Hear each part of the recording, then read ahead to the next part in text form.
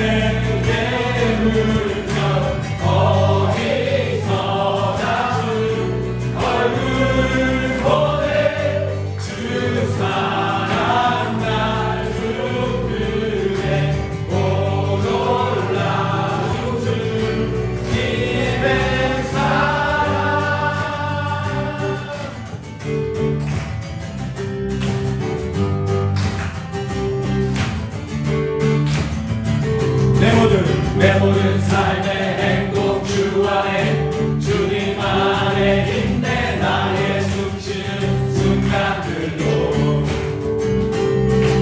내 모든 삶의 걸음 주 안에 내 길로 주 안에 나의 숨쉬는 순간들로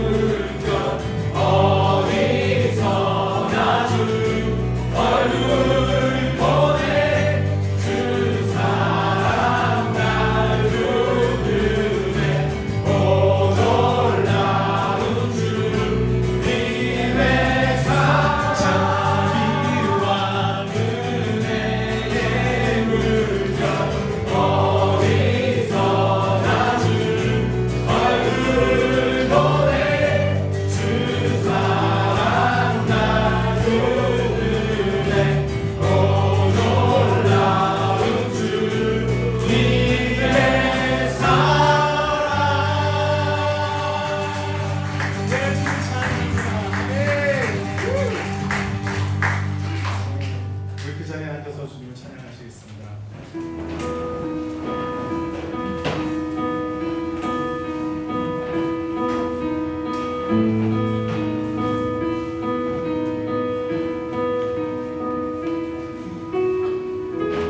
주의 말씀이 계시니 지극히 높으신 주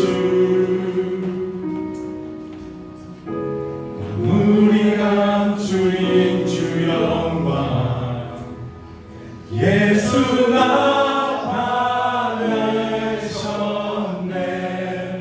그 이름 아름답도다. 그 이름 아름답도다.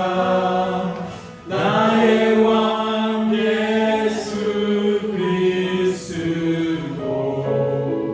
그 이름 아름답도다. 비교할 수 없네. 그 이름 아름답도다. 예수의 이름.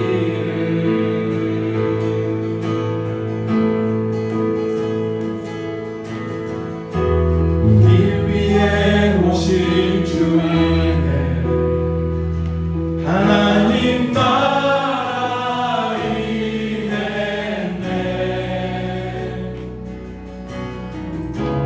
죄도 닦으신 주 사랑 무엇도 금치 못해.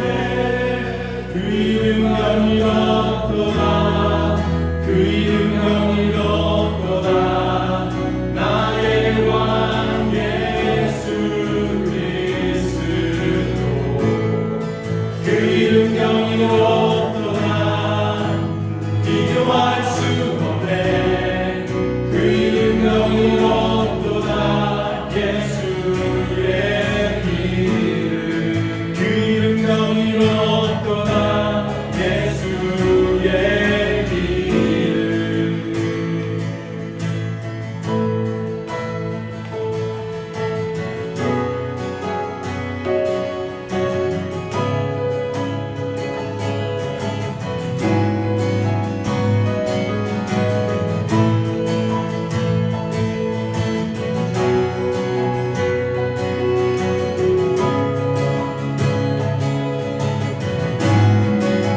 죽음을 이긴 주 피장치 전에 죄와 무덤 잠잠해 온 하늘 외쳐 영광 찬양해. 주 예수 다시 사셨네. 맞설 자 없네. 이길 자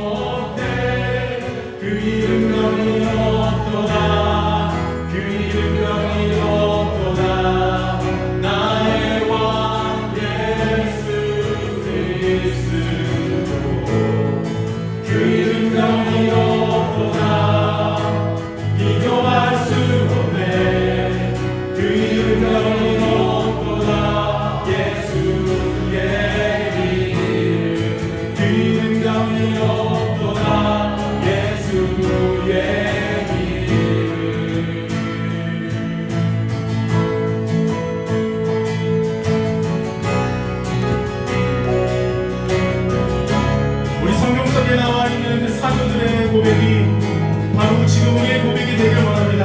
우리는 다시 한번 이 찬양을 드릴 때 주님 이것이 나의 인생의 고백입니다. 우리 그런 마음으로 다시 한번 고백하시겠습니다.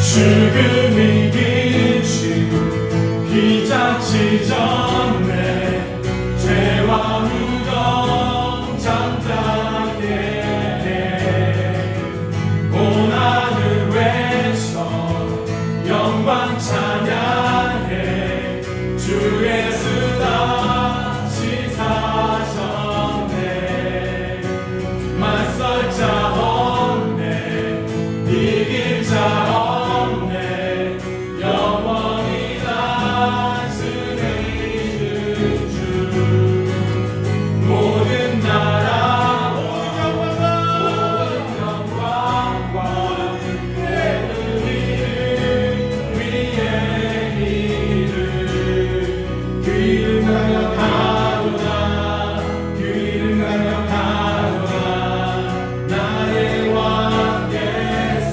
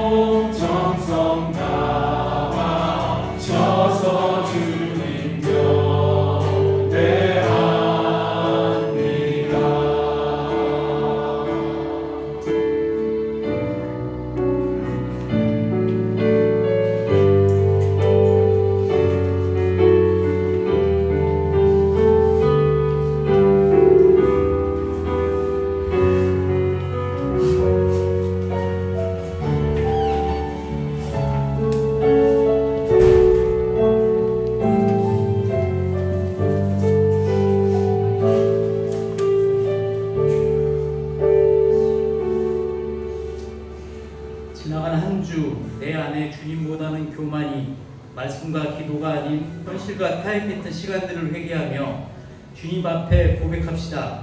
오직 구속한 주님만 보게 해달라고 기도합시다. 기도합니다. 하나님 아버지, 지난 한 주간 내 자의대로 살던 모든 시간들을 이 시간 주님께 고백하며 회개합니다.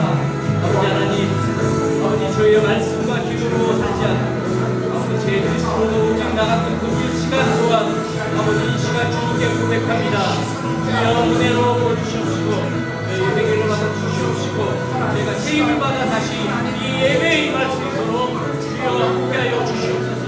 내 마음에 회복되어서 내 마음의 조각들이 아버지 내 마음의 상처들이 이 예배 시간에 아버지 회복되며 아버지 예배에 나를 내놓으며 나아갈 때 아버지 주님 한 분으로 채워주게 하시옵시고 아버지 주님과 바라보는 눈으로 이 시간 임하게 하여 주시옵소서. 아버지 감사합니다. 이 시간 우리를 이 예배에 불러주시고 오게 해주시고 주일 예배에 축복을 주실 주님을 기대하며 성령 충만과 말씀으로 채워주시고 아멘으로 화답할 때 악한 영이 떠나가게 해주시옵시고 참된 예배자로 나아가게 해달라고 기도합시다. 기도합니다. 하나님 아버지 감사합니다. 이 예배에 이 주일 성수의 이 시간에 불러주셔서 승리함을 주시 하나님 감사합니다. 저에게 건강을 주시 하나님 감사합니다. 이 예배를 장소해 주시 하나님 감사합니다. 이 예배의 시간을 주시 하나님 감사합니다. 이 시간 오직 주님만 바라보며 나아갈 테니 주여 은혜 부으시옵시고 주여 성령 충만과 말씀으로 이 시간 채워주시옵소서. 한 명 한 명의 우리 성도들이 주님 앞에 나아갈 때 주여 이 주의 성세 축복들이 임하게 하여 주시옵시고 아버지 주변의 모든 악한 영들 아버지 사탄의 모든 악기와 계략들이 이 시간 파쇄되며 아버지 주님의 보혈을 피로 덮어 주시옵소서. 이 예배의 모든 시간이 나아가며 주여 축복하여 주시옵시고 간절히 매달리며 이 예배를 사모하며 말씀과 성령 충만함으로 승리한 시간으로 나아가게 하여 주시옵소서. 이 인도 땅에 드려진 모든 예배를 위해 하나님의 은혜가 넘치도록 특별히 바라나신 모아가교회 IB 신학교 현지 선교사들과 그 교회를 지켜주시고 보호해 주시옵시고 성령 충만과 인도함으로 매일 승리하며 사역의 열매를 맺힐 수 있도록 구원과 소망이 더해지며 기도 후원, 물질 후원이 끊어지지 않도록 이 인도 땅에 영적 부흥이 일어날 수 있도록 위하여 기도합시다. 기도합니다. 하나님 아버지 감사합니다. 이 인도 땅 주여 불쌍히 여겨 주시옵시고 그 한 명 한 명의 영혼들이 속히 구원되며 주님의 사역에 이르는 분들과 아버지 이 땅에 주님의 나라가 펼쳐질 수 있는 시간 될 수 있도록 아버지 인도의 모든 선교사들을 지켜주시옵시고 보호하여 주시옵시고 아버지 주의 은혜로 이 시간 부어주시옵소서. 이 시간에 모든 인도 땅의 모든 아버지 예배들의 주를 축복하여 주시옵시고 아버지 인도 땅의 교회들을 보호하여 주시옵시고 특별히 하나씩 모아박교회 IB 신학교의 신학생들을 보호하여 주셔서 이 삶의 사역을 감당해 나아갈 수 있도록 주여 함께하여 주시옵시고 은혜 더하여 주시옵시고 기도 후원 물질원이 더욱더 넘쳐나며 끊어지지 않게 하여 주시옵소서. 주여 함께하여 주시옵소서. 대한민국이 하나님의 뜻 안에서 바로 서도록 위정자들이 그 소임을 감당할 수 있도록 이 미혹의 시대와 거짓 선지자들을 분별하게 해주시옵시고 청년들과 다음 세대들에게 영적 부흥을 주셔서 예수 그리스도의 강력한 참 제자로 살아나게 해주시옵소서. 위하여 기도합니다. 하나님 아버지 감사합니다. 아버지 저희들 이 대한민국이 아버지 신앙으로 바로서게 해주시옵시고 대한민국의 정치 위정자들이 아버지 주님 앞에 바로서며 하나님 뜻 안에서 아버지 영치를 펼치며 나아갈 때 대한민국을 더욱더 믿음 위에 세워주시옵소서. 아버지 너희 다음 세대를 청년 아버지 그것을 모든 우리 다음 세대를 지켜주시고 도와주셔서 아버지 간절한 믿음을 주시옵시고 영적 부흥을 주시옵소서. 너희 대한민국을 불쌍히 여겨 주시옵소서. 다심의 선교의 아버지 문제로 영적인 문제로 다시 한번 대한민국 사용하여 주시옵소서. 강력한 참제자가 되게 하여 주시기를 간절히 말하고 원하옵나이다. 주여 사용하여 주시옵소서. 오늘 말씀을 전하실 김기태 목사님, 이무희 사모님 전도사님에게 지혜와 지식과 은혜를 주시옵시고 성령 충만을 성령이 불로 강력히 충만하게 해주시옵시고 함께하여 주시옵소서. 또 모든 사역 인도의 사역을 내려놓고 귀임하실 김태 목사님 가정과 그 사역 위에 축복해 주시고 능력 주셔서 그 사역을 감당하게 해주시고 도와줄 사람 사역할 장소 집 모든 호응과 재정들이 준비되게 하옵시고 청년의 부흥의 사역됨을 이끌어 다시 시작함에 주님이 함께하여 달라고 또한 오늘 각주 들고 나온 기도 제목으로 기도합시다. 기도합니다. 하나님 아버지 감사합니다. 우리 아버지 하나님 다시 캠퍼스 사역으로 돌아가시는 김태 목사님과 가정 위에 축복하여 주시옵소서. 아버지 우리 예배 주신 모든 것들이 준비되게 해주셔서 아버지 구원, 재정, 장소, 집 도와줄 모든 지체들이 아버지 다시 한번 새롭게 캠퍼스 사역들의 부흥에 영적 부흥들이 넘쳐나며 일어나며 대한민국을 살리는 그 시간과 아버지 부흥의 불씨가 될 수 있도록 주여 축복하여 주십시오. 보호하여 주십시오. 함께하여 주십시오. 오늘 각자 들고 나온 모든 기도 제목들을 주께서 아버지 응답하여 주시옵시고 그 기도처에 축복하여 주시옵시고 주님의 인도하여 주님의 방향으로 앞으로 이끌어 주시옵시고 믿음으로 승리하게 하여 주시옵소서. 주여 함께하여 주시옵소서.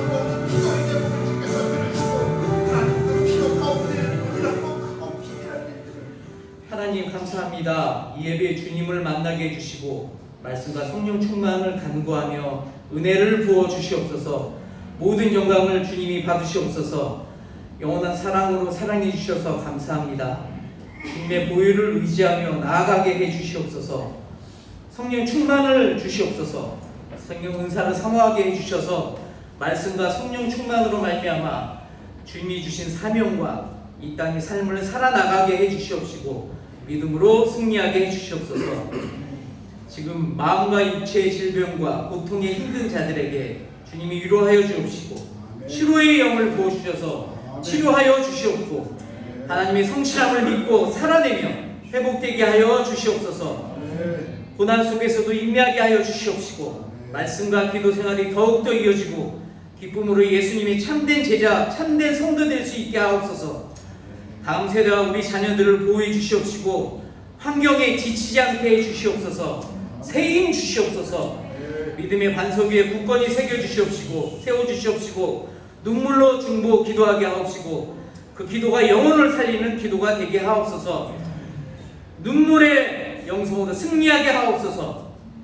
갈대아 땅 그발 강가에서 여호와의 말씀이 부시의 아들 제사장 나 에셀에게 특별히 임하고 여호와의 권능이 내 위에 있으니라. 다시 시작하는 캠퍼스 사역을 하시는 김태 목사님 그 가정에 그발 강가에서의 동일한 권능과 더욱더 큰 권능 부어주시고 감당할 수 있는 믿음과 능력과 성령 충만을 부어주시옵소서. 기도 제목들이 잘 진행될 수 있도록 주님 축복해 주시고 함께하여 주시옵소서. 기필코 주님께 영광을 돌리게 하옵소서. 모든 시간을 주님께 맡겨오며 감사하며 살아계신 예수님의 이름으로 기도드려옵나이다. 아멘.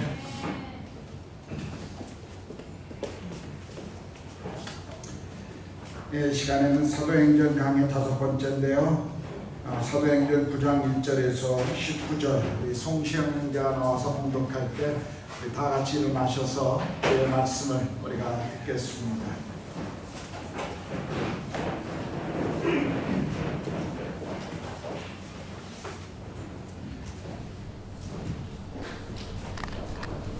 사울이 주의 제자들에 대하여 여전히 위협과 살기가 등등하여 대제사장에게 가서 다메섹 여러 회당에 가져갈 고문을 청하니 이는 만일 그 도를 따르는 사람을 만나면 남녀를 막론하고 결박하여 예루살렘으로 잡아오려 함이라. 사울이 길을 가다가 다메섹에 가까이 이르더니 호련히 하늘로부터 빛이 그를 둘러 비추는지라. 땅에 엎드려져 들음에 소리가 있어 이르시되 사울아 사울아 내가 어찌하여 나를 박해하느냐 하시거늘 대답하되 주여 누구시니까? 이르시되 나는 내가 박해하는 예수라. 너는 일어나 시내로 들어가라. 내가 행할 것을 내게 이를 자가 있느니라 하시니 같이 가던 사람들은 소리만 듣고 아무도 보지 못하여 말을 못하고 서 있더라. 사울이 땅에서 일어나 눈을 떴으나 아무것도 보지 못하고 사람의 손에 끌려 다메섹으로 들어가서 사흘 동안 보지 못하고 먹지도 마시지도 아니하니라. 그때 다메섹에 아나니아라 하는 제자가 있더니 주께서 환상 중에 불러 이르시되 아나니아야 하시거늘 대답하되 주여 내가 여기 있나이다 하니 주께서 이르시되 일어나 집가라 하는 거리로 가서 유다의 집에서 다소 사람 사울이라 하는 사람을 찾으라. 그가 기도하는 중이니라. 그가 아나니아라 하는 사람이 들어와서 자기에게 안수하여 다시 보게 하시는 것을 보았느니라 하시거늘 아나니아가 대답하되 주여 이 사람에게 대하여 내가 여러 사람에게 듣사온즉 그가 예루살렘에서 주의 성도에게 적지 않은 해를 끼쳤다 하더니 여기서도 주의 이름을 부르는 모든 사람을 결박할 권한을 대제사장들에게서 받았나이다 하거늘 주께서 이르시되 가라. 이 사람은 내 이름을 이방인과 임금들과 이스라엘 자손들에게 전하기 위하여 택한 나의 그릇이라. 그가 내 이름을 위하여 얼마나 고난을 받아야 할 것을 내가 그에게 보이리라 하시니 아나니아가 떠나 그 집에 들어가서 그에게 안수하여 이르되 형제 사울아 주 곧 내가 오는 길에서 나타나셨던 예수께서 나를 보내어 너로 다시 보게 하시고 성령으로 충만하게 하신다 하니 즉시 사울의 눈에서 비늘 같은 것이 벗어져 다시 보게 된지라. 일어나 세례를 받고 음식을 먹음에 강건하여 지니라.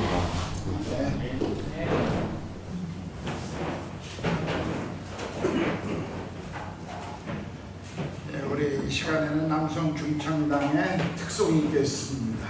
우리 따뜻한 환영의 박수로 우리 인사합시다.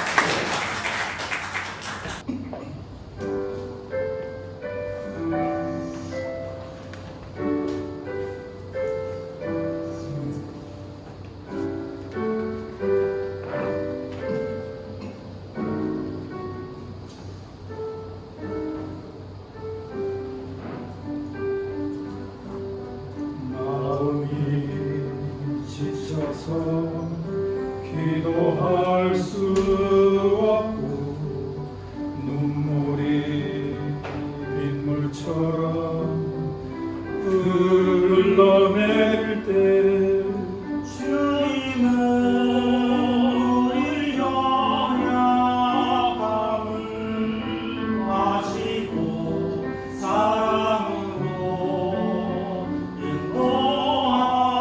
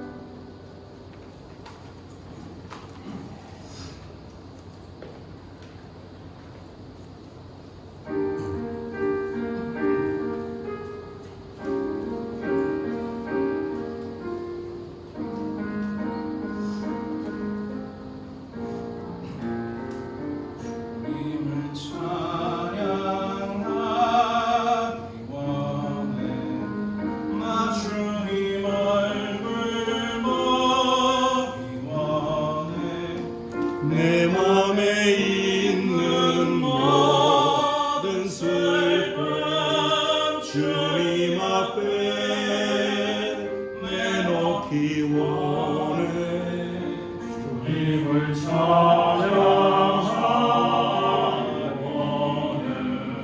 나 주님을 슬퍼기 원해 내 맘에 있는 많은 슬픔 주님 앞에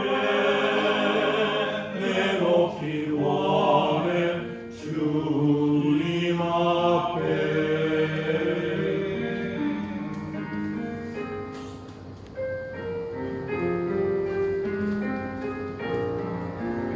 사랑의 주님 찬양해 내 모든 슬픔 아시는 주님을 찬양하리로다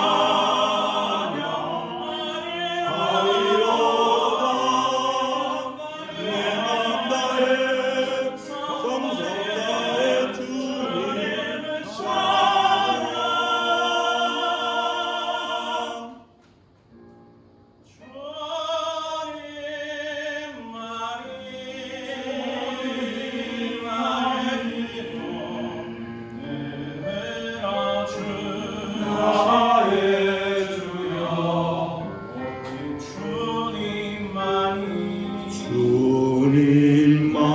주님만이 되시길 원해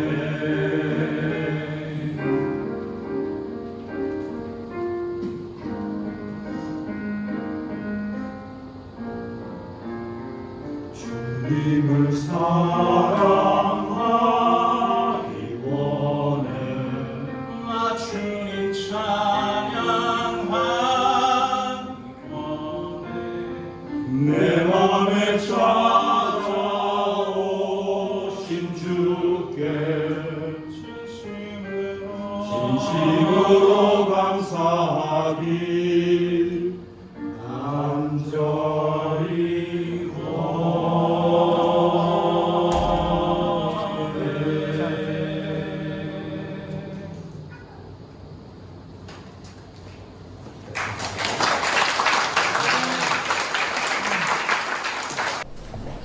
자, 이 시간에 드려진 헌금을 위해서 찬양하지 않고 기도하겠습니다. 기도합시다. 하나님 감사합니다. 우리가 이렇게 감사와 또 우리 안에 있는 이 신앙의 감격을, 주님을 향한 고백을 또 찬양과 기도로 주님 앞에 올려드렸습니다. 주께서 영광을 받으시고 우리 예배 가운데 온전히 주의 이름만이 존귀함을 드러내 주시옵소서. 또 하나님, 우리 가운데 주신 것 중에 일부를 하나님 나라와 복음과 이 땅의 가난한 이들을 위하여 또 교회의 필요를 위하여 헌금으로 드립니다. 헌금으로 드린 모든 손길마다 주께서 복의 복을 더하시고 평생에 꾸는 삶이 아니라 나누어주는 삶이 될 수 있도록 성령님 그렇게 모든 필요를 채우시고 공급해 주시옵소서. 주일학교 예배 또 오늘 우리가 이 자리에서 드리는 예배뿐만 아니라 인도 땅에서 또 이 지구촌 안에서 드려지는 모든 예배를 주께서 흠양해 주시고 이 땅 가운데 하나님의 나라가 속히 드러나도록 성령님 인도 땅을 불쌍히 여겨주시고 인도하여 주시옵소서. 한국에 하나님 또 방문 중의 가족들, 여행 중인 가족들, 몸이 불편하여 하나님 집에서 예배하는 가족들, 우리 모두가 어디 있든지 주의 동일한 성령의 은혜가 함께해 주시고 우리 삶을 통치하여 주시옵소서. 오늘 주실 말씀을 우리가 기대합니다. 감사합니다. 주님을 찬양합니다. 우리 주님 예수 그리스도의 이름으로 기도드렸습니다. 아멘.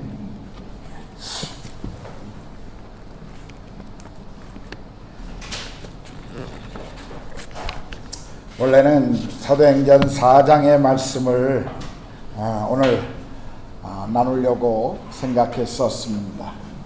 그러다가 9장으로 건너뛰었습니다. 4장의 본문은 다음 주에 나누도록 합니다. 오늘 본문은 기독교 역사 속에 예수님 다음으로 아마 유명한 사도 바울이 어떻게 그의 인생의 주님을 만났는가 하는 것을 우리에게 소개해 주고 있습니다.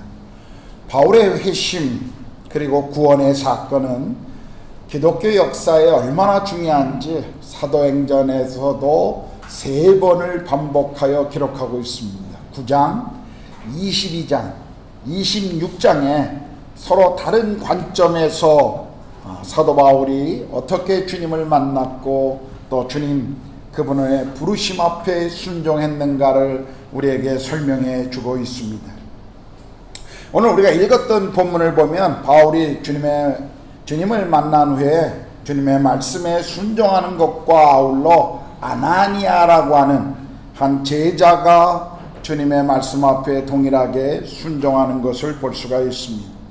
자신의 생각과 경험과 또 알고 있는 지식과 달라도 주님이 말씀하시면 그저 순종하는 이들의 모습을 보면서 우리 그리스도인들, 하나님의 자녀들이 각자의 부르심에 순종하는 것이 얼마나 중요한가 하는 것을 또 오늘 본문을 통해서 배울 수가 있습니다. 오늘 저는 바울의 이 간증을 나누기보다는 특별히 저희 부부의 삶에서 최근에 저희에게 부르신 이 소명에 대해서 좀 나누기를 원합니다. 그런 이유는 2가지가 있는데요. 첫 번째는 최근에 목자들과 우리 삶에 주님을 어떻게 만났는지 또 주님이 우리 삶을 어떻게 변화시켰는지를 우리가 간증하는, 그리고 성경 공부하면서 그것을 구체적으로 나누는 시간들을 한 2주에 걸쳐서 목자들 속에서 있었습니다. 우리가 어떻게 주님을 만났는지, 주님이 우리의 인생에 어떤 일을 하셨는가를 늘 고백하는 것은 우리 삶에 정말 놀라운 감격이요 기쁨이요 축복이 아닐 수가 없습니다.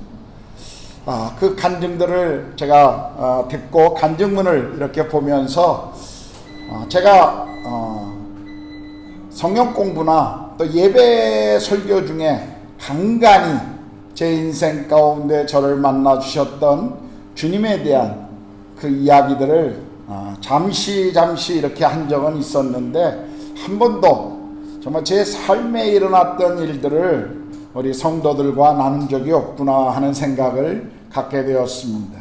그래서 오늘 특별히 제 인생 가운데 만나주시고 행하셨던 주님을 여러분과 함께 좀 나누려고 합니다.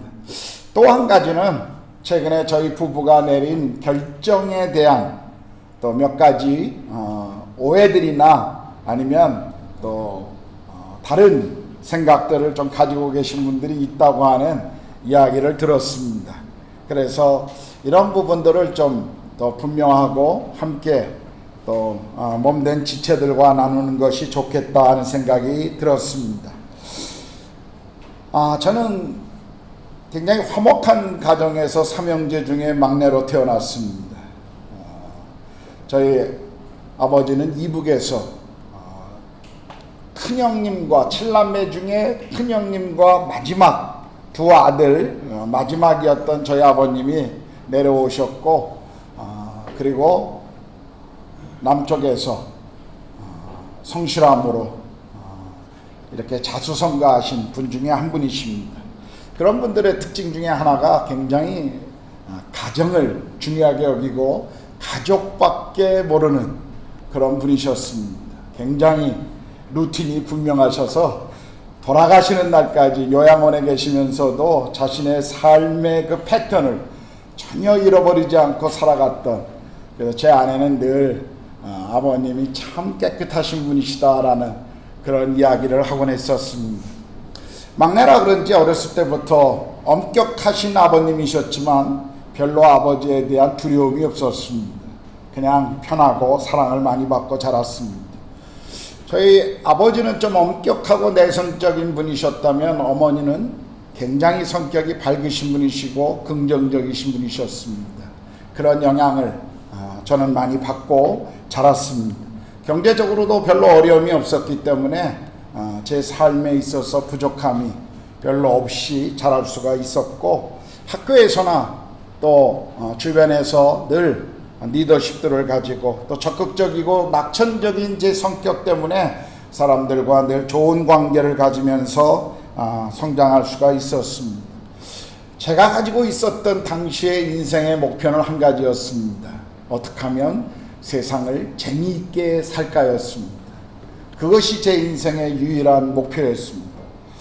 좋은 부모님이었지만 그리스도인이 아니셨기 때문에 두 분 다 또 우리 가정 친척들 중에 아무도 예수 믿는 분이 없었기 때문에 저는 어떤 기독교적인 가치관이 없이 자랐습니다.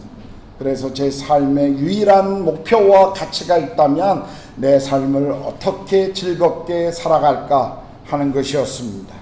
이런 가치관 속에서 오직 공부하는 것도 제가 행하고자 하는 모든 것들도 제 안에 있는 욕망을 이루기 위한 노력이었습니다. 자라가면서 청소년 시기에 제가 가지고 있었던 좋은 그런 성품에도 불구하고 또 제 안에 여전히 자리 잡고 있는 그런 공허함들, 또 제가 저를 채울 수 없는, 그리고 다른 사람들과의 그 비교 속에서 늘 찾아오는 그런 열등감도 보이지 않는 내 안에 존재하고 있었음을 저는 기억합니다. 10대 후반에 제 삶의 여러 가지 삶의 그런 환경 속에서 찾아왔던 한 어려움이 있었습니다. 그것은 제가 학생으로서 하지 말아야 할 어떤 행동들을 하면서 학교에서 이렇게 퇴학을 당하는 일이 있었습니다. 학교를 그만두고 난 이후에 제 인생에 깊은 실망감과 또 패배감이 찾아왔습니다.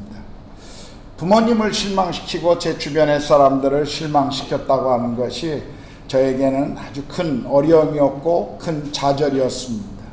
그런데 그때 제게 찾아와 준 친구들이 있었습니다. 교회 친구들이었습니다. 그들이 굉장한 상심 가운데 있는 저를 찾아와 주었고 늘 같은 말을 제게 해주었습니다. 하나님이 내 인생의 계획이 있다는 것이었습니다. 그러므로 포기하지 말라고 하는, 하나님 내 인생의 계획이 있다는 것을 늘 저에게 이야기해 줬습니다. 처음에는 그것이 우습게 들었는데 자꾸 반복되는 친구들의 그 조언 때문에 나도 내 자신을 포기하려고 하는데 하나님이 누구시길래 내 삶에 관심이 있는가. 저는 사실 그때 한 2번 정도 제 삶을 마치려고 하는 그런 생각도 있었습니다. 그런 가운데 정말 하나님이 어떤 분이길래 내 인생에 관심이 있는가, 그것을 고민하게 되었고, 그리고 처음으로 진지하게 하나님이라고 하는 그분 앞에 기도를 드리기 시작했습니다. 하나님, 제 삶에 주님의 은혜를 베풀어 주십시오. 그 기도했는데 하나님께서 어느 날 한 친구를 제게 보내주셨습니다. 그리고 저에게 정말 예수를 믿는 것이 무엇인지 저에게 복음을 설명해 주었습니다. 하나님과 내가 어떤 관계에 하는지, 그리스도가 왜 나를 위해 십자가에 죽으셨는지, 그분이 나와 지금 어떤 관계를 갖기를 원하시는지에 대한 이야기를 들었습니다. 그 이전에도 저는 여러 번 그런 내용을 들었지만 한 번도 그 복음의 메시지가 나와 하나님과의 개인적인 관계 속에 한 번도 들었던 적이 없었기 때문에 그날은 아주 진지하게 그것을 들을 수밖에 없었습니다. 죄를 그분이 해결하시기 위해서 십자가에서 죽으셨다라는 것, 그리고 나를 사랑하셔서 여전히 나를 찾아와 나와 함께 하신다고 하는 그분의 메시지를 들으면서 저는 제 친구의 도움을 받아 그날 제 마음에, 제 인생 가운데 예수 그리스도를 제 삶의 구세주와 주님으로 모시는 그런 영접 기도를 드렸습니다. 단순한 복음에 대한 응답이었습니다. 당시만 해도 분명한 구원의 확신도 없었고 또 그것이 내 인생에 어떤 의미를 가져다 줄 것인가 하는 깊은 생각도 사실은 없었습니다. 그저 하나님이 나를 사랑하신다는 그 이유 하나 때문에, 그리고 다시 공부할 수 있도록 기회를 허락하신 그분에 대해서 저는 마음을 열었던 것입니다. 그러다가 어느 정도 시간이 흘러가고 한 수련회 기도 모임 때 정말 주님 앞에 기도하면서 그 밤에 내가 얼마나 하나님 앞에 큰 죄인인가를 저는 깨닫게 되었습니다. 정말 제 인생 속에 저는 죄라고 생각하는 것은 어떤 폭력이나 어떤 간음이나 살인이나 도적질이나 거짓말이나 이런 것들이 늘 죄라고 생각했지 그 이상의 것을 생각한 적이 없었습니다. 그런데 그날 밤에 하나님이 제 영혼 안에 그런 것들뿐만 아니라 하나님 없이 인생을 마음대로 살아가려고 하는 것, 하나님이 기뻐하지 않는 일들 속에 내 인생을 드리고 있는 것, 하나님의 마음을 잃어버리고 살아가고 있는 것이 하나님 보실 때 얼마나 큰 죄악인가를 저에게 보여주셨고, 저는 그 밤에 주님 앞에 이렇게 소리칠 수밖에 없었습니다. 하나님, 제가 지옥에 가야 될 사람입니다. 저는 영원히 저주받고 멸망받을 수밖에 없는 사람입니다. 저는 그 두려움에 그 밤을 떨었습니다. 그런데 새벽녘에 정말 하나님께서 제 마음에, 제 영혼에 어떤 메시지를, 음성을 이렇게 던져주셨는데, 그것이 무엇이었냐면, 그런 너를 영원한 저주 가운데 심판받을 수밖에 없는 너를 내가 내 아들을 주기까지 사랑했노라고 하는 그 마음을, 그 분명한 음성을 저에게 주셨습니다. 그래서 저는 그날 정말 얼마나 그 새벽녘이 감격스러운 날인지 몰랐습니다. 저는 그 이후에 성경 요한복음 10장 28절에 내가 저희에게 영생을 주노니 영원히 멸망치 아니할 터이요 또 저희를 내 손에서 빼앗을 자가 없느니라는 이 말씀으로 하나님이 내게 주신 구원이 영원의 사건이라는 것을 알고 얼마나 제가 영원한 생명을 소유한 자가 되었다는 것 때문에 기뻐했는지 모릅니다. 그 후에 저는 제 삶의 변화가 일어나기 시작했습니다. 제 인생의 가장 큰, 제가 주님을 만나고 가장 큰 변화는 제 삶의 가치관이었습니다. 어떻게 하면 내 인생을 즐겁게 살 것인가가 아니라 어떻게 하면 이제 하나님 나라와 그분을 위해서 살아갈 것인가 하는 것을 고민하기 시작했습니다. 그리고 내게 부어진 이 복음에 대한 은혜를 다른 사람들과 나누고 싶은 그런 마음이 있었습니다. 어떻게 내 인생을 정말 가치 있는 일에 정말 드릴 것인가를 고민하기 시작했습니다. 그리고 어느 날 밤 기숙사의 제 침대에 무릎을 꿇고 엎드려 주님 앞에 그런 고백을 드립니다. 주님, 제 인생을 주님께 드리겠습니다. 주님이 원하시는 대로 저의 삶을 사용해 주십시오.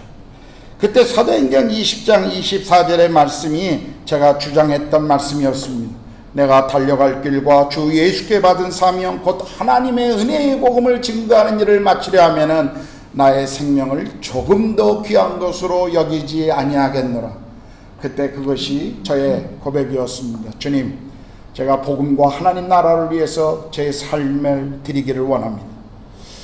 하나님 저에게 주신 놀라운 축복 가운데 하나는 좋은 리더들을 많이 만났습니다. 제가 간간히 말씀드린 적이 있습니다만 좋은 영적인 지도자들을 만나며 그분들과 좋은 훈련을 받고 자랄 수 있는 기회가 있었습니다. 제가 처음 예수님을 구세주와 주님으로 믿고 그리고 학교에 다시 공부할 수 있는 기회가 주어졌을 때 제가 그 학교를 들어가고 2주 후에 미국에서 유학하고 30대 초반에 아주 마른 한 목사님이 저희 학교 교목으로 오셨습니다. 그분이 평생 제 삶의 모범이요 멘토이셨던 이동호 목사님이셨습니다. 32살에 설교를 하면 강대상 앞에 앉은 사람들 머리 위가 온통 침으로 하얗게 될 정도로 열정을 가지셨고 그런 메신저였습니다. 저는 매주일마다 그분의 설교를 들으면서 어떻게 하나님의 말씀을 저렇게 잘 전할 수 있을까? 어떻게 하나님을 저렇게 잘 소개할 수 있을까? 그 탐복 가운데 있었고 또 그분이 토요일마다 청년들을 데리고 집에서 성경 공부하는 그 모임에 참석하면서 성경의 말씀이 얼마나 놀라운지 그리고 이 말씀이 내 인생에 얼마나 축복인가를 저는 배우기 시작했습니다. 정말 예수 그리스도가 누구신지 그리고 제 삶을 향한 하나님의 뜻이 무엇이고 그리고 성경의 세계관이 무엇인지를 저는 배우면서 성장할 수가 있었습니다. 신학교 시절에는 한 선교단체의 리더를 만나면서 제 삶에 그리스도인으로서 한 사람을 복음을 전하고 그를 제자로 훈련하고 세계 열방을 향한 일에 어떻게 들여질 수 있는가를 가르치는 그런 훈련 가운데 제가 구체적으로 배울 수 있는 시간이 있었습니다.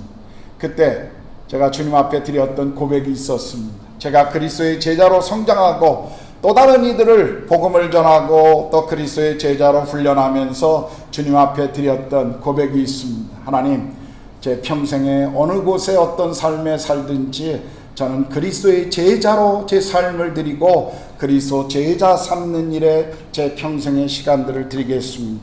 그것이 저의 고백이었습니다. 마태복음 28장 19절 20절처럼 그러므로 너희는 가서 모든 족속으로 제자를 모든 민족으로 제자를 삼으라고 하는 이 말씀은 이제 제 삶의 목표가 되었고 제 삶에 살아가야 할 이유가 되었습니다. 그리고 제가 그 당시에 섬기고 있던 교회 대학부는 굉장히 선교적인 교회였습니다. 많은 선교사님들이 당시에 아마 한국에서 나가는 거의 대부분의 선교사님은 저희 대학부에 오셔서 말씀을 전해주고 그리고 간증을 하고 도전을 했던 그런 대학부였습니다. OMF라고 하는 선교단체가 저희 교회 대학부가 그 기도 모임에 빠지면 그 기도회가 이루어지지 않을 정도로 그 모든 영향력을 이렇게 숫자적으로나 그 기도의 영향력을 가졌던 그런 교회였습니다. 서울에서 아주 유명한 대학부였고 전국에서 우리 대학부를 구경하러 이렇게 배우러 오는 그런 시간이었습니다. 저는 굉장히 많은 선교사님들을 그 당시에 만날 수 있는 또 축복이 있었습니다. 아주 좋은 선교사님들을 만나면서 제 마음에 저도 선교사가 되고 싶은 그런 마음이 있었습니다. 근데 선교에 대한 도전이 있을 때마다 늘 제 마음 가운데 이것에 대한 결단 내리지를 못하고 있는 제 자신을 보았습니다. 그래서 어느 날 주님 앞에 그런 기도를 드렸습니다. 하나님, 저도 선교사로 가고 싶은데 왜 저는 부르시지 않으십니까? 왜 이 부르심에 대한 분명한 고백이 없습니까? 그때 한 선교단체의 지도자가 와서 메시지를 전하는데 이런 말씀을 하셨습니다. 성경은 모든 그리스도인들을 세계 선교 열방을 향한 선교사로 부르셨습니다. 여러분들이 지금 이 자리에 있어야 한다면 왜 나는 이 자리에 머물러야 하는가를 고민하고 그 질문에 대한 대답을 찾아야 합니다라고 도전하셨는데 제가 그 질문 앞에 굉장히 힘이 들었습니다. 하나님, 제 친구들처럼 제 대학부에 42명의 선교사가 그 당시에 나갔거든요. 그러니까 뭐 대학부에 거의 3분의 1이 선교사, 한 4분의 1이 선교사였습니다. 한 200명 되는 대학부에. 그래서 저도 주님 앞에 그런 기도를 했습니다. 주님, 저도 선교사 가고 싶은데 왜 저는 부르시지 않으십니까? 제가 이 땅에 한국 땅에 남아야 할 이유가 무엇입니까? 계속 질문했습니다. 그런데 어느 날 주님이 제 질문에 대답을 주셨습니다.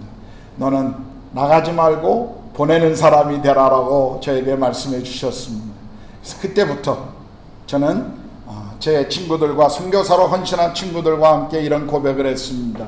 나는 이 땅에 젊은이들을 훈련하여 보내줄 테니까 너희들이 선교지에서 그들과 함께 사역하라고. 대학 시절 캠퍼스에 개척하고 캠퍼스에서 복음을 전하고 그리고 훈련한 형제들과 함께 선교지를 방문하고 그런 일들은 제 인생에 참 큰 감격이었습니다. 그리고 신학교를 졸업하고 난 이후에 저는 하나님 앞에 약속한 것처럼 교회의 목회자로 가지 않고 캠퍼스에, 대학 캠퍼스에 남아서 사역하는 것으로 제 인생을 드리기로 결정했습니다.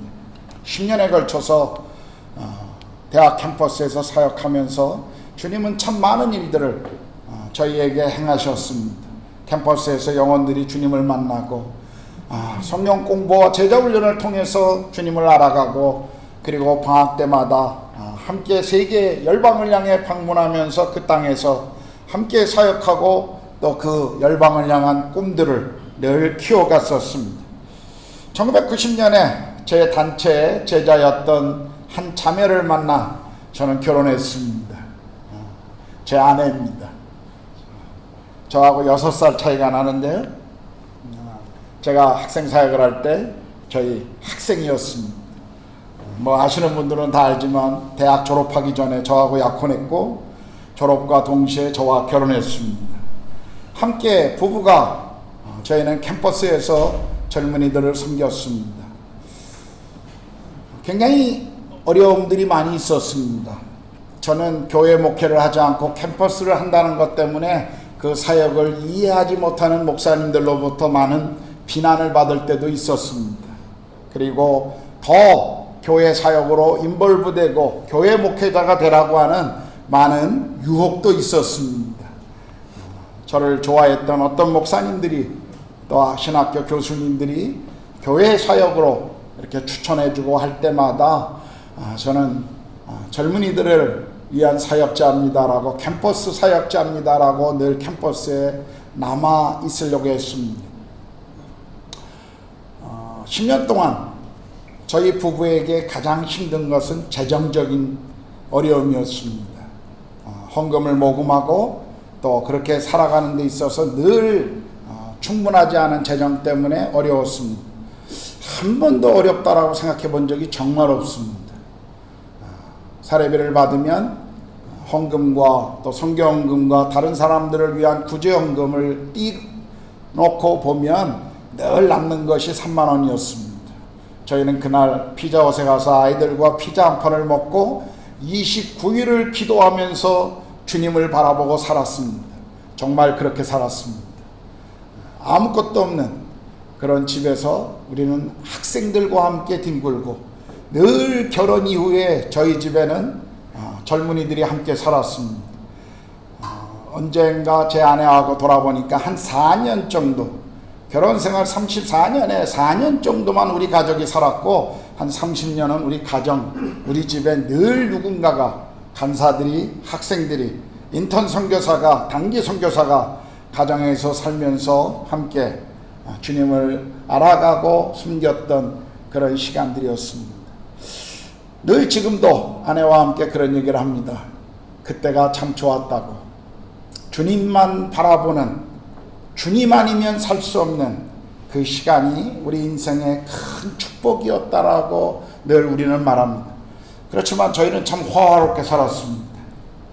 저희는 돈이 한 푼도 없었지만 다른 분들이 저희에게 좋은 아파트를 무료로 살 수 있도록 또 해주신 적도 있고요. 또 아주 싼 가격으로 정말 헐값에 아파트를 저희들에게 팔아서 정말 사역자가 무슨 돈이 있어서라고 오해를 받을 정도로 좋은 아파트를 구입하고 살 수도 있었습니다. 하나님이 저희 가족에게 주신 그런 복 중에 하나였습니다. 저희는 사는 것 때문에, 집 때문에 고생해 본 적은 한 번도 없습니다. 지금까지. 어느 날 제 아내가 저에게 그런 얘기를 하더라고요. 여보, 하나님이 우리에게 살 집을 계속 주시는 한 가지 이유를 발견했다라고 그러더라고요. 뭔데? 제가 결혼 직전에 저하고 친한 동기가 저 시골에서 개척을 했습니다. 제가 그때 300만 원의 월세 5만 원 방에 살고 있었습니다. 근데 주님이 기도하는데 저에게 그 300만 원을 개척하는 친구를 위해서 헌금하라고 말씀하셨습니다. 그래서 저는 월세 보증금이 없는 더 많은 월세방으로 이전하고 그 300만 원을 헌금한 적이 있었습니다. 주변에서 결혼을 앞두고 당신도 결혼할 텐데 돈이 필요할 텐데 그러지 말라라고 이야기했는데 주님이 제게 말씀하셨기 때문에 그렇게 순종했습니다.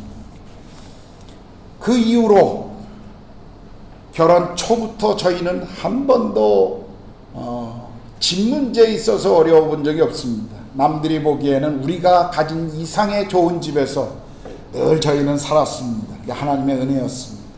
아내가 늘 하나님이 그 헌신을 갚아주신다라고 하는 그런 고백을 했습니다. 계속 캠퍼스에서 우리는 행복한 사역을 하는데 어느 날 학생들을 데리고 제가 인도네시아 스마트라 섬이라고 하는 곳을 단기 선교를 간 적이 있었습니다. 학생들 한 36명을 데리고 간 적이 있었는데요. 그 스마트라 섬은 굉장히 그 이슬람이 강한 지역입니다. 우리를 안내해 줬던 미국 침례교 선교사들이 가는 곳마다 우리에게 질문했습니다. 이곳은 남풍 족속이 사는 곳인데 200만 명이 있습니다. 그리스도인이 몇 명인 줄 아십니까? 저희들이 막 생각할 때 그분들이 늘 이런 답을 주셨습니다. 200만 명의 남풍 족속의 그리스도인은 한 명도 없습니다. 그 다음 미난카바오족을 방문했을 때 600만 명의 미난카바오족의 그리스도인은 타지에 가서 결혼한 몇 명의 사람들 밖에는 없다는 이야기를 했습니다. 아체 족속을 방문했을 때 300만 명의 아체 족속 중에 그리스도인들, 알려진 바 그리스도인 한 명도 없다라고 하는 얘기를 들었습니다. 그 스마트라 섬의 방문은 저에게 아주 큰 충격을 주었습니다. 그 전에도 많은 곳을 학생들을 데리고 선교 여행 또 훈련을 차원으로 방문했지만 그만큼 제 인생에 큰 충격을 줬던 적은 없었습니다. 거의 한 학기 동안 저는 사역을 할 수가 없었습니다. 하나님, 한국 땅에는 저 말고도 많은 사람들이 사역을 하는데 그 땅엔 누군가 하나님을 위해서 기도하는 한 사람이라도 중보자가 그 땅 가운데 있어야 되지 않습니까? 하나님이 가라면 저는 가겠습니다. 그것이 저의 고백이었고 기도였습니다. 주님이 가라는 말씀을 안 하시더라고요. 이상하게. 전 마음의 부담은 컸지만 저는 계속 캠퍼스를 사역했습니다. 그러던 어느 날 저희 친구 중에 한 명인 선교학, 저희 교단 신학교의 선교학 교수로 있는 한 친구가 저희 캠퍼스 모임에 강의를 하러 왔습니다. 그리고 또 저하고 아주 친한 제 교단의 본부 총무였던 또 한 선교사가 우연찮게 부산에 다른 일로 왔다가 저희들이 함께 저녁에 모여서 기도하며 그리고 우리 교단의 선교 미래를 위해서 무엇을 해야 하는가 하는 것을 고민하면서 저희들이 그런 이야기를 나누다가 그날 밤 의기투합해서 우리 침례교단 안에 선교 젊은이들을 위한 선교 대회를 열자라고 하는 것을 결정했습니다. 그리고 제가 그 대회의 실행 총무로 섬기게 되었습니다. 첫 번째 대회부터 굉장히 많은 대학 청년들이 선교사로 가겠다고 헌신했습니다. 굉장히 많은 선교사들이 지원하고 보낼 수 있는 축복이 그 대회를 통해 있었습니다.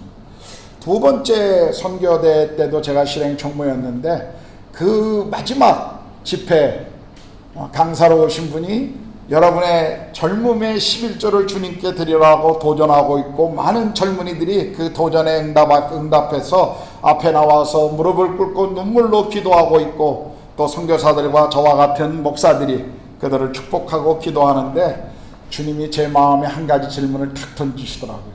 너는 안 갈래? 그러시더라고요. 한 번도 저에게 가라고 하는 말씀이 없었기 때문에 근데 그날 저는 그 음성을 들었습니다. 너는 안 갈 거니? 굉장히 저는 당황했지만 또 한편으로는 기뻤습니다. 그리고 대회를 마치고 집으로 돌아가는 그 차 안에서 아내에게 이야기했습니다. 여보, 우리가 내년에 안식년인데 우리가 미국 갈 거 다 준비하고 가서 훈련 받을 거 준비하고 있었는데 미국 가지 말고 공부하러 가지 말고 우리가 선교지 가면 어떻겠냐고. 제 아내는 대학 시절 때부터 선교 헌신자였습니다. 이 아내가 기도하면 남편들은 꼼짝을 못합니다.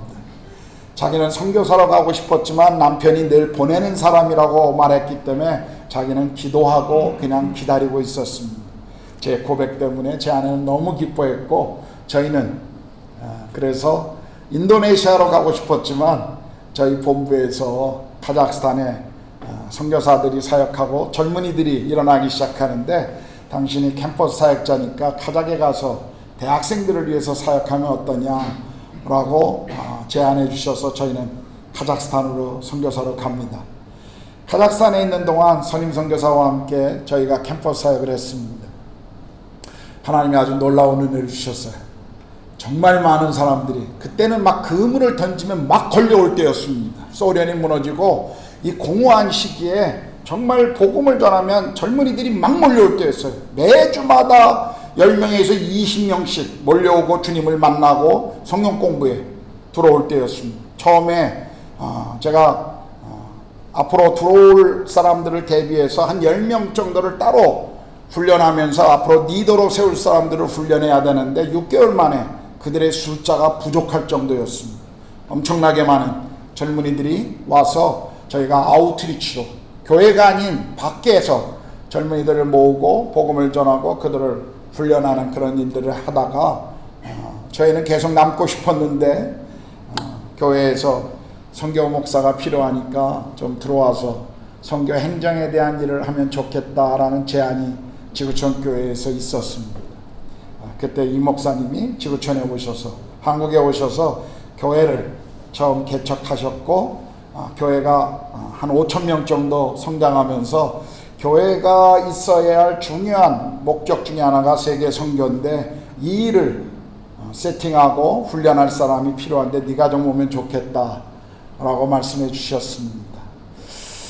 저는 선교지에 대학생들을 훈련하는 게 너무 좋았기 때문에 들어올 마음이 없었는데 주변에 많은 분들이 들어가서 당신은 선교 동원가로 사는 것이 더 은사적으로 맞다라는 그런 조언들을 해주셨습니다. 저희는 한국으로 다시 돌아왔습니다. 그리고 교회의 첫 번째 선교 목사로 교단과 함께 모든 선교에 대한 프로젝트를 또 여러 일들을 감당했습니다. 한 3년 반쯤 되니까 마음이 무거워지더라고요. 두 가지가 무거웠는데 한 가지는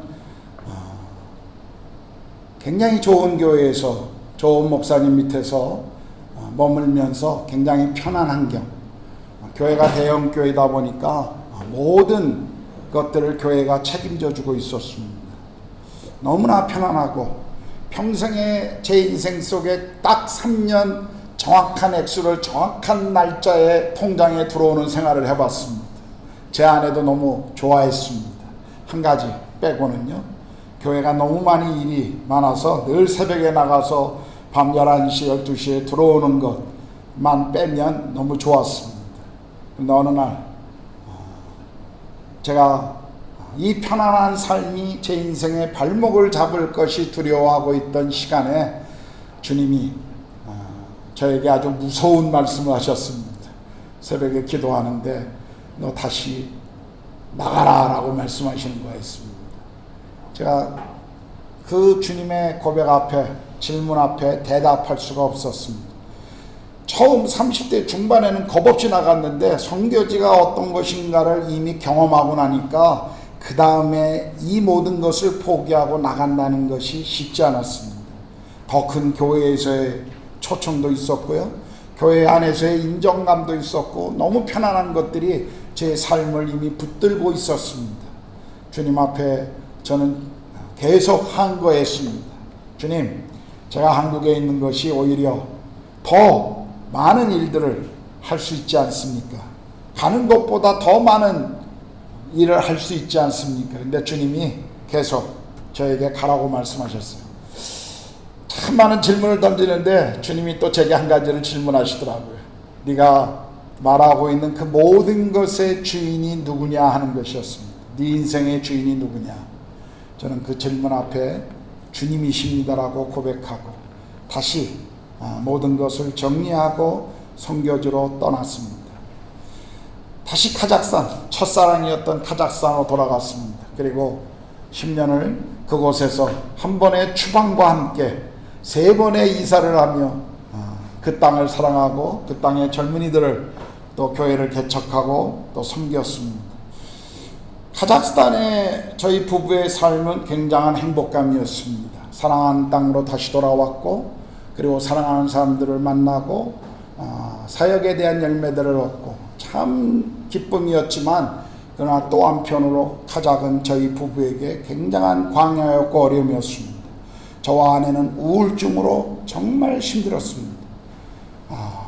정말 죽고 싶은, 정말 삶을 끊어버리고 싶은 그런 고통스러운 시간들도 있었습니다. 아내는 늘 자기가 기도방으로 만든 조그만 방에 들어가서 하루 종일 때로는 며칠 동안 나오지 않고 거기서 기도하며 버텼던 시간들도 있었습니다. 영혼들은 주님을 알아가고 자라갔지만 저희 부부에게 있어서는 참 힘든 시간도 있었습니다. 그러나 힘든 것만이 다는 아니죠. 굉장히 행복한 시간도 많았습니다.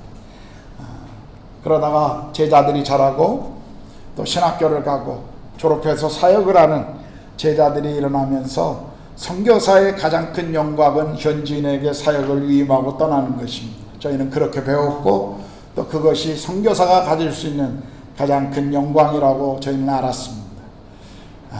10년 동안 사역하고 훈련했던 형제가 신학교를 졸업하면서 전도사로 사역하면서 이제 그에게 사역을 이양하고 떠나야 될 때가 됐다라는 것이 저희 아내와 저는 알고 있었습니다. 그리고 이제 그 땅을 제 제자에게 이양하고 저희 부부는 떠나려고 계획하고 있었습니다. 10년 만에 처음 안식년을 가지고 한국에 돌아왔을 때 저희가 안식년 이후에 다른 삶을 다른 계획을 본부에 피드백을 하는데 저희 회장님이 이렇게 얘기하시더라고요. 저희는 따따르 공화국이나 우즈베키스탄으로 선교사가 많이 없는 곳으로 가려고 생각하고 있었는데 저희 회장님이 말씀하시기를 50대 그때 제가 막 50이 될 때였습니다. 50대에 새로운 언어를 배우는데 고생하지 말고 선교지에서 선교사님들이 한인교회를 개척해달라고 요청이 왔으니까 한인교회를 좀 개척하시면 어떻겠습니까? 그런 제안을 해주셨어요. 그때 두 가지 제안을 저에게 하셨습니다. 하나는 이스탄불이고 하나는 델리였습니다. 저는 이스탄불을 너무 좋아합니다. 카자흐에 있을 때도 4번이나 방문했습니다. 제가 교회 역사를 전공했기 때문에 이 초대교회를 방문하는 것이 너무 좋았어요. 그래서 저는 기도하면서 당연히 그냥 이스탄불로 가자. 그리고 이스탄불에서는 제가 오면 함께 개척을 하겠다고 준비하고 기다리는 사람들도 있었습니다. 그래서 이스탄불, 터키에 대한 책들, 역사 이런 걸 사다 놓고 열심히 읽고 결정하고 제가 본부에 찾아갔습니다. 아내랑. 저희 이스탄불로 가겠습니다. 회장님이 그 자리에서 이야기를 들으시더니 한마디 하시더라고요. 이스탄불 말고 델리로 가십시오. 아니 회장님 저희에게 두 가지 옵션을 저희 보고 선택하라고 하지 않았습니까? 그랬더니 회장님이 델리로 가십시오 라고 이야기하더라고요. 저희는 그 자리에서 델리 가겠습니다. 더 고민하지도 않았습니다. 그냥 회장님이 말씀하시면 내 권위자가 나에게 이야기하면 그건 주님의 음성이다라고 생각하고 그냥 순종했습니다. 그래서 교민이라고는 아무 한 명도 모르는 델리에 이렇게 왔습니다. 그리고 지나간 14년 동안 브르가온 한인교회를 개척하고 지금까지 왔습니다. 저는 카자흐에서 40대를 보냈습니다. 30대 후반부터. 카자흐의 그 힘든 광야의 길을 걸으면서 하나님이 제게 말씀하신 것이 있었습니다. 그것은 제 인생의 굉장한 축복이었습니다. 내가 너에게 원하는 것은 네가 이룰 무언가의 성취물이 아니라 네가 만들 뭔가의 결과물이 아니라 나는 그냥 너를 원한다는 것입니다. 나와 함께 그냥 머물자는 것이 저의 인생을 향한 하나님의 마음이라는 것을 알았습니다. 그래서 인도에 갈 때 사람들이 저에게 또 물었습니다. 가서 뭐 할 거냐고. 어떤 비전을 가지고 가느냐고. 그럴 때마다 저는 이야기했습니다. 비전 없습니다. 그냥 가서 성도들, 저에게 붙여준 사람들과 함께 행복하게 그냥 목회하다 오겠습니다. 그것이 저의 고백이었습니다. 그리고 그 고백처럼 지나간 14년은 인도에서 하나님이 주신 복을 누렸습니다. 참 은혜의 시간이었습니다. 우리 성도들에 대한 감사와 그리고 늘 기쁨이 여러분을 향할 때마다 많은 분들이 떠나고 바뀌지만 그래도 브르가온 한인교회에 있는 성도들을 기억할 때마다 제 마음에는 늘 감사와 감격이 있었습니다. 제가 왜 한국으로 다시 돌아가느냐 하는 것은 이미 지난번에도 한번 말씀드렸죠. 사실은 저희 부부에게는 이미 20년도 더 되는 시간 속에 여러 차례 한국에 돌아와서 이 선교 동원에 대한 일을 해달라고 하는 요청이 많았었습니다. 그럴 때마다 저희는 그냥 선교지에 있겠노라고 대답을 했습니다. 지난해 저희가 시니어 선교사 훈련을 받으러 한국에 가고 난 이후에 한국에 20, 30대가 없는 모습을 보면서, 그리고 대학 캠퍼스가 그리스도인이 지금 3%라고 합니다. 3%는 미전도 종족입니다. 미전도 종족이 이제 다른 나라에 있는 것이 아니라 우리 한국 땅 안에 있다라는 것에 대한 엄청난 충격을 받았습니다. 그래서 주님이 이 일을 저희 부부에게 다시 부르신다는 것을 고민하면서 저희가 결정을 내렸습니다. 제가 이 긴 이야기를 드리는 이유는 주님이 저희들의 삶에 어떻게 인도하시고 또 어떻게 가기를 원하시는가 하는 것을 좀 말씀드리려고 한 것입니다. 저희가 한국에 가면 정말 말 그대로, 문자 그대로 어떤 보장이나 또 어떤 약속도 없습니다. 여러분들이 혹시 생각할 때 목사님이 한국에 어떤 자리가 보장되고 더 나은 기회가 있기 때문에 인도 땅을 떠나는 것이 아닌가, 그래서 더 좋은 기회로 한국으로 돌아가려는 것이 아닌가, 혹 그런 생각을 하고 계신다면 그렇게 생각하지 않으셔도 좋을 것입니다. 저와 제 아내는 주님이 부르실 때, 주님이 가라고 말씀하실 때 한 번도 어떤 보장이나 우리의 어떤 계획이나 유익을 생각하고 결정해 본 적이 없습니다. 저와 아내는 늘 저희들은 장기판의 조리라고 생각합니다.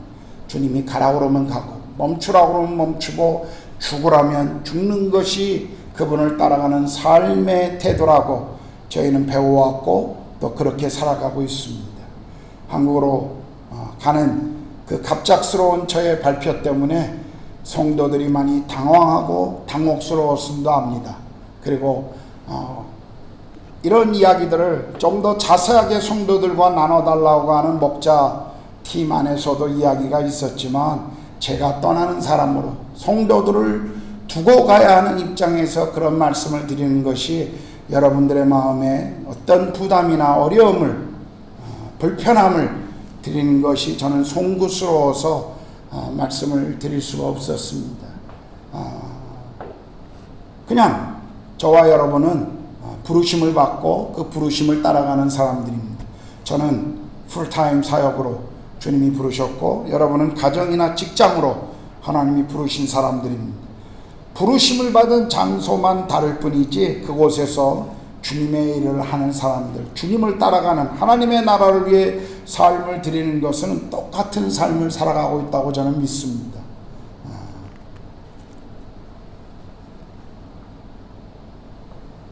저와 제 아내의 마음은 그저 여러분들에게 죄송할 뿐입니다. 그리고 떠나면서 더 좋은 목사님이 후임으로 오시게 되었기 때문에 제 마음의 부담이 그만큼 줄고 떠납니다만, 그래도 여러분들에게는 늘 죄송한 마음을 가지고 있습니다. 기도해 주시고요. 저희가 가는 이유가 다른 어떤 이유도 아닌 그저 주님이 또 우리 마지막 인생 속에 저희는 마지막 부르심이라고 생각합니다. 이 부르심 앞에 온전히 순종하고 싶은 것입니다. 저희는 한국에 가면 살 집도 찾아야 되고요. 요즘 열심히 한국 다방에서 월세방을 찾고 있습니다. 그런 것들이 저희들의 인생에는 그렇게 하나도 중요한 문제가 아닙니다. 저와 제 아내의 인생에 어디서 살 것인가, 어떤 집에서 살 것인가, 재정적으로 얼마나 여유가 있을 것인가, 이런 것은 저희가 살아왔던 지나간 시간뿐만 아니라 앞으로의 시간에서도 그것은 전혀 저희들의 삶의 이유가 되지 않습니다. 저는 그냥 주님이 부르시면 그 부르심에 순종하는 것이 우리 모두의 태도라고 믿습니다. 그리고 늘 십자가의 삶을 제가 메신저로서 말씀을 전하는 사람으로서 십자가의 삶을 이야기한 사람으로 그 삶을 저는 계속 살아가야 할 책무가 저에게 있다라고 믿습니다.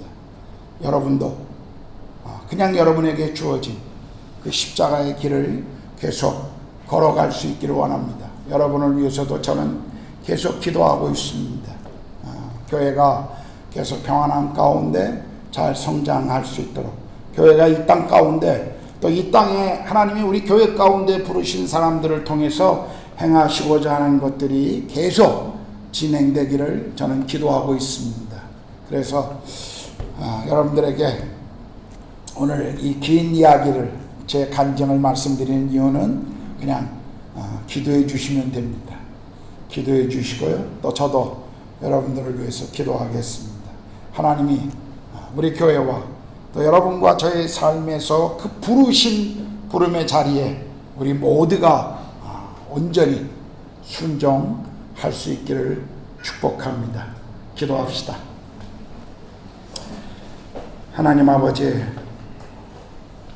주일 예배 주님의 말씀을 대언해야 될 제가, 하나님 저의 삶에 이제까지 인도해 오셨던 주님의 은혜와 저의 삶을 간섭해 주셨던 성령의 인도하심을 잠깐 나누었습니다. 하나님, 송구스럽게도 하나님 제 삶을 나누면서 여전히 저의 감사에, 그리고 제 삶의 이유는 주님이심을 고백합니다. 실패할 때든 하나님 광야의 길을 걸어갈 때든 어둠의 골짜기를 지날 때든 포기하고 싶을 때든 너무 좋아 행복해 할 때든 어떤 순간이든 모든 것이 주님의 은혜임을 고백합니다. 성령님, 사랑하는 우리 성도들의 삶에 주께서 간섭하시고 또 저와 우리 성도들의 삶 속에 주님이 부르시면 그냥 순종하고 따라갈 수 있는 믿음의 사람들이 되도록 하나님 그렇게 인도해 주시옵소서. 하나님, 혹 제가